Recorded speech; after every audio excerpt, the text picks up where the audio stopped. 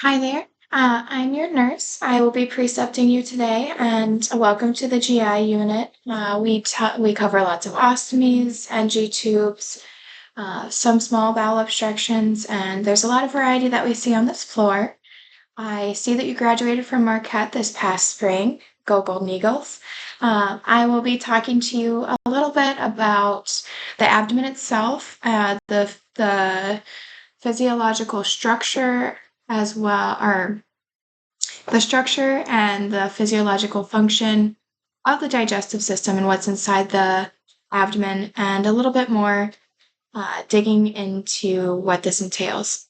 So, as you know, the digestive system consists of, um, well, it begins with the mouth and the esophagus, but for the majority of our assessments are going to be looking at the abdomen, and we can talk about the mouth and esophagus later.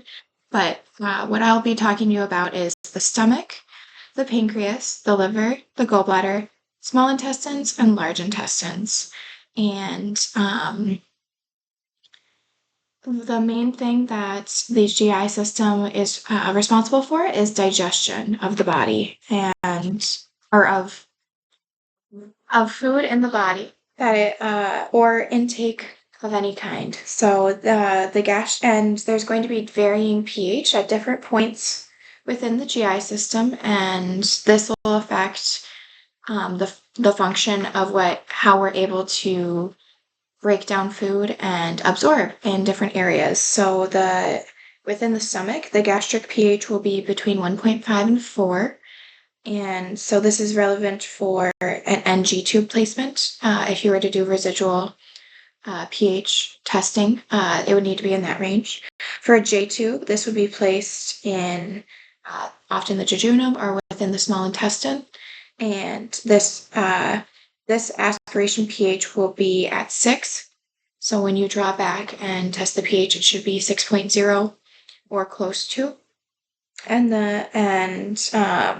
those are both important for when measuring within the body. So it's important to understand that the stomach is very strong acid. And this is so that the body can break down food so that or different nutrients. So carbohydrates, fats, and proteins all need to be broken down, and they're denatured. So this occurs in the stomach, which also has a churning motion, which helps with mechanically you're chewing in the mouth, and then as it goes down, I'm getting a little bit ahead of myself, so I'm also going to just circle back and talk about the quadrants. And when we do an abdominal assessment, we're going to be listening to the 4 quadrants. So there's the left upper quadrant, left lower quadrant, right lower quadrant, and right upper quadrant. So when we're listening for bowel sounds in all 4 quadrants, and this is very important for a patient who may be on, if we are not hearing sounds, they're hypo sounds within their stomach, then we're concerned. This can sometimes occur with opioids, where it slows gastric movement. It can also be from bowel rest. If we have a small bowel obstruction, we're expecting to hear minimal sounds because we're giving the bowels rest. And there's different times that we will be expecting to hear lower sounds, or if it's hyperactive, that also is relevant. And so when we listen to all 4 quadrants, we should be listening for at least 30 seconds to a minute, and you should hear at least several sounds by 30 seconds. And that is a small tidbit on that. Next, I'm going to talk about the pancreas. The pancreas is responsible for secreting digestive enzymes, which will be then dumped through the duodenum, which is part of the small intestine. And this will help break down fats, proteins, and carbohydrates. And the pancreas also will make insulin. And so these are the main functions of the pancreas, and it's very important that the pancreas is functioning properly to maintain homeostasis and have proper absorption. Next is the liver.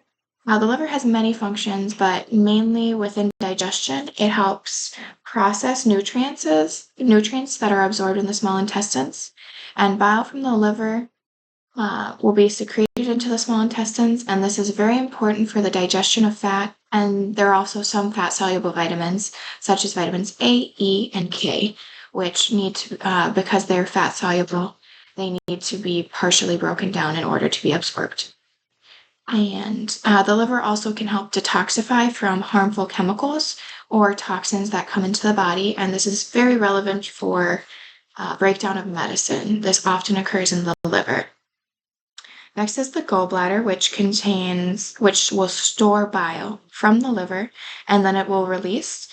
So if the gallbladder is not functioning properly, then bile is not being excreted properly, and this can be very dangerous.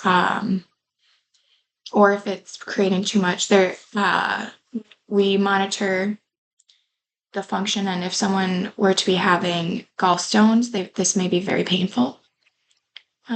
Next, I'm going to talk about the colon, which is also referred to as the large intestine. And this organ is responsible for the reabsorption of water, and some nutrients will also be reabsorbed in this in this final step of the digestion. And stool, this is where we're creating stool, and it's moving its way towards the rectum for excretion. And there are many areas that things can go wrong that we're going to be monitoring for. So that's a little bit about the abdomen.